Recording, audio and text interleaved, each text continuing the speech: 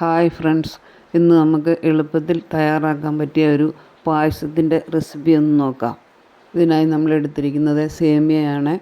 നമ്മളെടുത്തിരിക്കുന്ന സേമിയ ബോംബെ സേമിയയാണ്. തീരെ നൈസായിട്ടുള്ളതാണ്. ഈ സേമിയ വെച്ച് നമുക്ക് പായസം ഉണ്ടാക്കാൻ വളരെ എളുപ്പമാണ്. ഒരു 10 മിനിറ്റ് പോലും നമുക്ക് വേണ്ട, പെട്ടെന്ന് തന്നെ തയ്യാറാക്കി എടുക്കാവുന്നതാണ്. ഇത് കണ്ടോ, നല്ല നൈസായിട്ടുള്ള സേമിയയാണ് നമ്മൾ ഇവിടെ എടുത്തിരിക്കുന്നത്. ഇനി നമുക്കൊരു പാൻ അടുപ്പിൽ വെച്ച് അതിലേക്ക് ഒരു 2 സ്പൂൺ നെയ്യിട്ട് നമുക്കതിലേക്ക് ആവശ്യമായ നട്ട്സും കിസ്മിസും ഇട്ടൊന്ന് റോസ്റ്റ് ചെയ്തെടുക്കാം. ഇത് റോസ്റ്റായി വന്നിട്ടുണ്ട്. ഇതൊന്ന് മാറ്റിയിട്ട് ഇതിലേക്ക് നമുക്ക് നമ്മുടെ സേമിയ കൂടി ഇട്ടൊന്ന് ചൂടാക്കി എടുക്കാനുണ്ട്. ഇത് നമുക്ക് നന്നായിട്ടൊന്ന് പൊടിച്ചിടാം. ഈ സേമിയ പാലൊന്ന് തിളയ്ക്കുന്ന സമയം കൊണ്ട് തന്നെ പെട്ടെന്ന് തന്നെ വെന്ത് കിട്ടുന്നതാണ്. നന്നായിട്ട് നമുക്കൊന്ന് പൊടിച്ചിട്ട് നിന്ന് ചൂടാക്കി എടുക്കാം.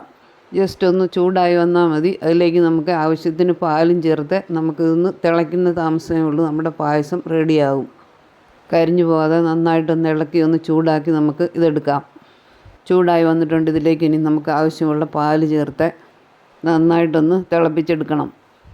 ഒന്ന് തിളച്ച് വരേണ്ട താമസമേ ഉള്ളൂ. പെട്ടെന്ന് തന്നെ ഇത് തയ്യാറായി കിട്ടും.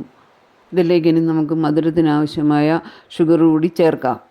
മധുരം നമ്മൾ കുറച്ചേ ചേർക്കുന്നുള്ളൂ. ഇനി നമ്മളിതിലേക്ക് മിൽക്ക് മെയ്ഡ് ചേർക്കുന്നുണ്ട്. അപ്പോൾ അതുകൊണ്ട് അത് അഡ്ജസ്റ്റ് ചെയ്ത് മധുരം കുറച്ചാണ് നമ്മൾ ചേർക്കുന്നത്. പാലൊന്ന് തിളച്ച് വരുമ്പോഴത്തേക്ക് തന്നെ ഈ സേമിയ വെന്ത് കിട്ടും. ഇതൊന്ന് തിളച്ച് വരുമ്പോഴത്തേക്ക് തന്നെ നല്ല കുറുകി നല്ല പാകമായി വരും. ഇതിലേക്ക് നമ്മൾ ചവ്വരി ഒന്നും ചേർക്കേണ്ട ആവശ്യമില്ല. നന്നായിട്ട് വെന്ത് കുറുകി വന്നിട്ടുണ്ട്. പെട്ടെന്ന് നമുക്കൊരു മധുരം കഴിക്കണമെന്ന് തോന്നിയാൽ ഒരു 5 മിനിറ്റ് കൊണ്ട് നമുക്ക് ഉണ്ടാക്കിയെടുക്കാവുന്ന ഒരു എളുപ്പത്തിലുള്ള പായസമാണിത്. ഇതിലേക്ക് ഇനി നമുക്കൊരു 2-3 ഏലക്ക ഒന്ന് പൊടിച്ച് ചേർക്കാം.